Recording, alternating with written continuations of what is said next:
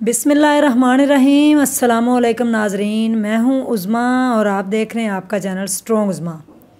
नाजरीन, औरत होने की बहुत बड़ी सज़ा मिलती है कभी कभी हमें, और औरत का सबसे बड़ा दर्जा भी है कि वो एक माँ है, एक बेटी है, फिर एक बहू बनती है, फिर बीवी बनती है।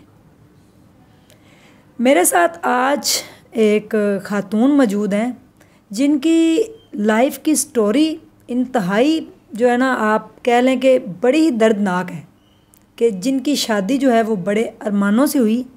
Love marriage plus arrange marriage थी, लेकिन शादी के सिर्फ 2 माह के बाद ही ये वापस अपने घर वालिदैन के घर आ गई। शादी जब लड़कियां करती हैं तो उनके बड़े ख्वाब होते हैं कि आगे ससुराल में हमें बड़े अच्छे तरीके से वेलकम किया जाएगा, ससुराल वाले बड़े अच्छे होंगे। तो ये बहुत कम होता है, इसीलिए लोग बेटियों के नसीब से डरते हैं। बेटियां रात को खाने को नहीं मांगती, लेकिन नसीब जो होता है ना, इससे वालिदैन डर जाते हैं। कि हमेशा देखें, आप जब भी कोई दुआ करता है तो कहते हैं या अल्लाह आपकी बेटी का मुकद्दर अच्छा हो, या अल्लाह पाक आपका मुकद्दर अच्छा हो। ये शादी के सिर्फ 2 माह बाद वापस क्यों आ गई? ऐसा इनकी ज़िंदगी में क्या हुआ कि सिर्फ अभी सपने इन्होंने अपने अभी इन्होंने ख्वाब जो थे वो अपनी आंखों में सजाए थे और वो सारे टूट गए।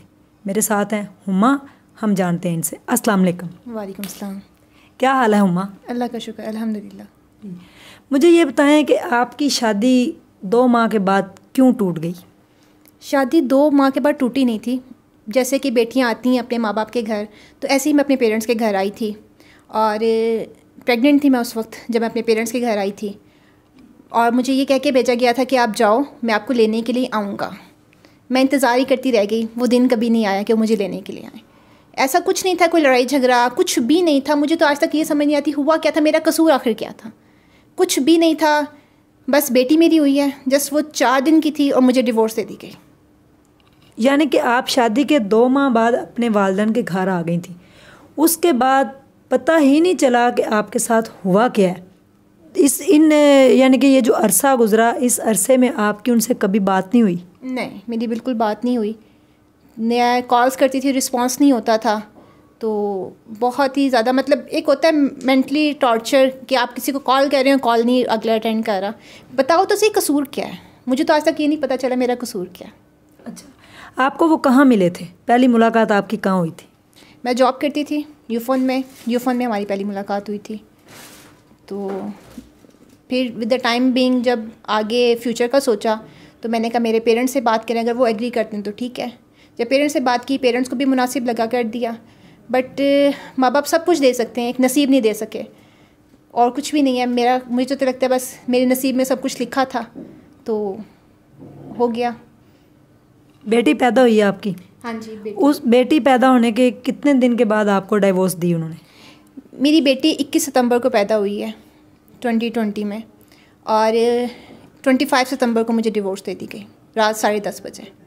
उन्होंने खुद कांटेक्ट किया कि आपने बताया कि बेटी हुई है? फिर कैसे कांटेक्ट हुआ जब तकरीबन 8 से 10 माह नहीं हुआ? मेरे भाई ने मैसेज किया था कि जी बेटी हुई है, तो उसके रिप्लाई में मुझे वॉइस मैसेज में डिवोर्स दे दी गई।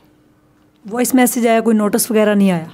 उस वक्त नोटिस नहीं आया, बाद में वो सारा लीगल प्रोसीजर वो बाद में किया गया आफ्टर 2 मंथ्स। 4 दिन की बच्ची थी और आपको डिवोर्स दे दी गई, उसके बाद आपने क्या किया? मैं फुल टाइम एक टूट चुकी थी कि एक बेटी है, औलाद है, रहमत अल्लाह ने दी है।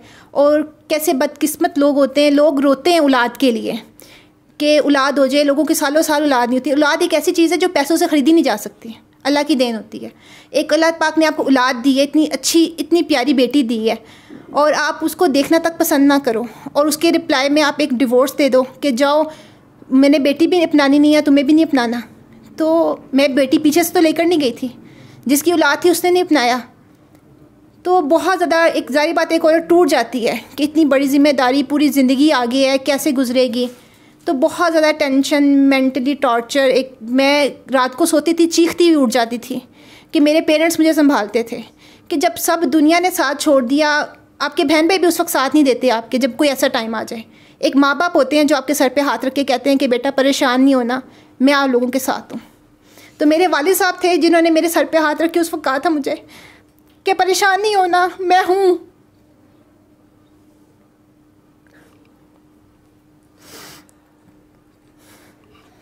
जी। तो अल्हम्दुलिल्लाह मेरे वालिद साहब आज तक मेरे साथ खड़े, अल्लाह ताला उनको ज़िंदगी तंदुरुस्ती दे। कि एक वो बाप है जिसने इतना कुछ किया अपनी औलाद के लिए, और एक वो बाप है जिसने देखना भी पसंद नहीं किया। बाप तो बाप होते हैं। मुझे लगता था जैसे मेरा बाप है ना, सारी दुनिया ऐसी है, पर अब दुनिया को जब फेस किया तो पता चला कि दुनिया बहुत जालिम है। एक डिवोर्स के बाद जो दुनिया देखी ना मैंने, वो तो मेरी इमेजिनेशन की दुनिया से बहुत डिफरेंट थी। जो मैंने ज़िंदगी अपनी पहले गुजारी, मुझे लगता है वो तो मैंने ऐसी हवा में गुजार दी। जो अब ज़िंदगी देखती हूँ, अब लोगों को देखती हूँ, पता चलता है कि दुनिया अजीब सी चीज़ है। समटाइम तो जीने को दिल नहीं करता, दिल करता मर जाऊँ। बेटी को देखती हूँ तो ख्याल आता है इसका कौन है, इसको देखना है, इसके लिए जीना है। अल्लाह ताला ने उसको दिया है, मुझे तो अब मेरी जिम्मेदारी है वो। अगले ने तो अपनी जिम्मेदारी नहीं निभाई, मुझे तो निभानी है। मैं तो माँ हूँ, मैं तो नहीं फेंक सकती उसको, अगले ने तो फेंक दिया है ना। जी। उसके बाद फिर आपने अपने आप को कैसे संभाला? टूट के जुड़ना बड़ा मुश्किल होता है, बहुत मुश्किल होता है। मेरे माँ बाप मेरे साथ थे, अल्लाह पे भरोसा था कि अल्लाह ताला ने अगर औलाद दी है, अल्लाह ताला ने मेरी किस्मत, अल्लाह पे सब कुछ छोड़ देते हैं ना तो आप की टेंशन ख़त्म हो जाती है। मैंने जब अल्लाह पे छोड़ा ना और सोचा, पहले तो मैं फुल टाइम टूट गई थी, मेरा दिल के मैं मर जाऊँ। तो फिर मैंने सोचा नहीं, मैं दुनिया को फेस करूँगी। दुनिया यहाँ पे एक इंसान पे दुनिया ख़त्म नहीं हो जाती, मुझे बेटी के लिए जीना है। तो फिर जब बेटी को देखती थी तो हिम्मत आती थी, ताकत आती थी। जैसे थोड़ी बेटी बड़ी हुई, हरकतें करना उसने शुरू की, तो उस पर और ज़्यादा प्यार, फिर उसने मुझे और स्ट्रॉन्ग किया कि जो मेरे साथ हुआ है वो इसके साथ नहीं होने देना। तो उसके लिए, उसको एक अच्छा फ्यूचर देने के लिए ख़ुद को स्ट्रॉन्ग किया। स्ट्रॉन्ग करते हुए मैंने यूट्यूब देखना स्टार्ट किया। यूट्यूब पे मैंने मोटिवेशनल वीडियोस देखी, उनसे कुछ हिम्मत मिलती थी कि जी हाँ जी, लड़कियां कमज़ोर नहीं हैं, वो भी कुछ कर सकती हैं। मैंने देखा इंटरव्यू जिसमें मोटिवेशनल वीडियो थी, वो जिसमें इनेबलर्स का बताया जाता है कि इनेबलर्स के थ्रू आप अर्न कर सकते हैं अच्छा खासा घर बैठ के। तो मैं भी जॉब नहीं करना चाहती थी, हालांकि मैं शादी से पहले जॉब करती थी। मैं जॉब करना नहीं चाहती थी क्योंकि मैं अपनी बेटी को छोड़ के जाना नहीं चाहती थी। मैं ये नहीं चाहती थी मेरी बेटी बड़ी हो गई मुझसे सवाल करे कि मम्मा मेरे बाबा ने तो मुझे छोड़ दिया, आपने कौन सा मुझे साथ रखा। मैं सिर्फ ये सोचते हुए ना, मैं उसको छोड़ के नहीं जाना चाहती थी। अब मेरे लिए कोई मनोसलवा तो उतरेगा नहीं, अब मुझे मेहनत तो करनी है ना। अब 3 टाइम का खाना तो इंसान की बेसिक ज़रूरत है, ये तो चाहिए, ये कोई देता तो है नहीं। तो बस ये सोचते हुए ना मैंने अल्लाह का नाम लिया। मेरे पास जो गोल्ड था मैंने वो सेल किया। वो सेल करने के बाद मैंने इनेबलर्स में एडमिशन लिया, और एडमिशन लेने के बाद मुझे एक था कि उम्मीद, चलो आज ये सेल कर रही हूँ, कल को मैं अर्न कर लूँगी, मेरा बन जाएगा। मैंने लैपटॉप लिया, मैंने एडमिशन करवाया। एडमिशन के बाद मैंने वो कोर्स किया कंप्लीट। वो कोर्स के बाद मुझे पता चलता है जी अब आपने वर्क ज्वाइन करना है, 7000 पर मंथ आपने वहाँ पे करना। अब मेरे पास तो था नहीं, मैं तो रेंट पता नहीं किस तरह मैनेज करके जाती थी।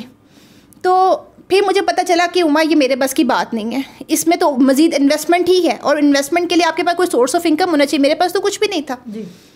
फिर मैं एक दफ़ा डिसहार्ट होकर बैठ गई, पर फिर मैंने सोचा कि हिम्मत नहीं हारनी, ज़िंदगी है, जीनी तो है। फिर मैं यूट्यूब की तरफ आई। मैंने सोचा मैं अपना चैनल बनाती हूँ, बहुत से लोग इस पर अर्न कर रहे हैं तो मैं क्यों नहीं कर सकती, लोग सारी दुनिया कर रही है। तो मैंने यूट्यूब पे किया, यूट्यूब का चैनल बनाया मैंने, हुमा महरीन नाम से मेरा चैनल है। और चैनल बनाया अल्लाह का नाम लेकर। अल्लाह ताला नियतें जानता है। और 2.5 माह के अंदर मेरा चैनल मोनेटाइज हुआ, मेरी वीडियोस वायरल हुई, और अल्लाह का शुक्र है अल्लाह ताला ने मेरा साथ दिया और मेरा चैनल ग्रो हुआ। चैनल मोनेटाइज हो गया, और मेहनत मैंने इसके पीछे, बाज़ाहिर तो 2.5 महीने की मेहनत है। 1 साल पहले मैंने इस पे बैकएंड पे जो टेक्निकल चैनल्स थे उनकी वीडियोस देखी कि चैनल ग्रो कैसे करना है, कैसे बनाना है, सब कुछ मैंने खुद से किया। जो लैपटॉप मैंने लिया था इनेबलर्स के लिए, वीए के लिए, वर्चुअल असिस्टेंट के लिए, वो मेरा काम आया मेरे यूट्यूब पे। तो मैंने यूट्यूब का किया, इस पर मेहनत कर रही हूँ। तो बस अल्लाह ताला साथ दे कि चैनल मेरा ग्रो हो, क्योंकि मेरी जो नीयत है वो अल्लाह ताला जानता है कि मैंने अपनी बेटी को लेके सरवाइव करना है इस दुनिया में जी। आपने दोबारा शादी नहीं करनी? नहीं, शादी करने का कोई प्लान नहीं है मेरा, क्योंकि आप अभी यंग हैं और ये सोसाइटी आपको जीने नहीं देगी अकेले। अल्लाह पाक मेरे माँ बाप को ज़िंदगी तंदुरुस्ती दे। तो बात ये कि मैं सोचती ही हूँ, जितना आजकल आप देखते हैं, आप खुद काम करते हैं, क्या कुछ नहीं करते सौतेले बाप, वीडियोस देखते हैं। तो ये लाजमी नहीं कि हर दफ़ा मैं अपने पर प्रैक्टिकल करके सीखूं। तो अब मैंने देख लिया, लोगों को एक दफ़ा दुनिया देख ली है, दोबारा हिम्मत नहीं है कि दूसरी शादी करूं। फिर बेटी हुई, अगले ने फिर मेरे मुंह पे तलाक दे के मार दिया कि बेटी नहीं चाहिए, तो मैं कहाँ जाऊंगी? एक बेटी तो मैं संभाल लूँगी, दो नहीं संभाल पाऊँगी। तो बस इसलिए मैं नहीं चाहती कि, मैं कहती हूँ मुझे हस्बैंड मिल जाएगा, मेरी बेटी को बाप नहीं मिलना। जब आपके अपने सगे बाप नहीं बनते तो कोई भी नहीं बनता। कोई मैसेज देंगी? मैसेज मैं उन माओं को देना चाहती हूँ जो अपने बेटे को ये सिखाती हैं बीवियाँ बहुत मिल जाएंगी, बच्चे बहुत मिल जाएंगे, माँ बाप नहीं मिलते। उनको मैसेज है मेरा कि बीवियाँ मिल जाएंगी, आपको भी बीवी मिल जाएगी, आपकी बीवी को भी शोहर मिल जाएगा।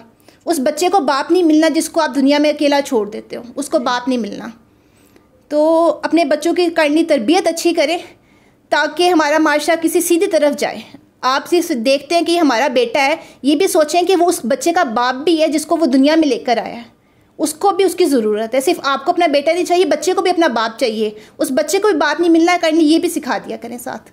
जी, मेरा भी एक मैसेज है कि प्लीज़ जब आप किसी की बेटी को अपने घर लेके आएँ तो सिर्फ इतना ख्याल रखें कि आपकी भी बेटियाँ हैं, वो भी किसी के घर में हैं, उसको अपनी बेटी समझें और अपने बेटों की तरबियत करें। बेटी होना कोई जुर्म नहीं, ये कुदरत के फ़ैसले हैं, वो बेटा दे या बेटी दे या दोनों में से चीज़ मिला के दे ये अल्लाह ताला के फ़ैसले हैं। ढेर सारा ख्याल रखिएगा, दुआओं में याद रखिएगा। जैसे इन्होंने हिम्मत की है, देखिए अपनी बेटी को लेके चल रही हैं, आप भी कभी हिम्मत ना हारें। अल्लाह हाफिज़।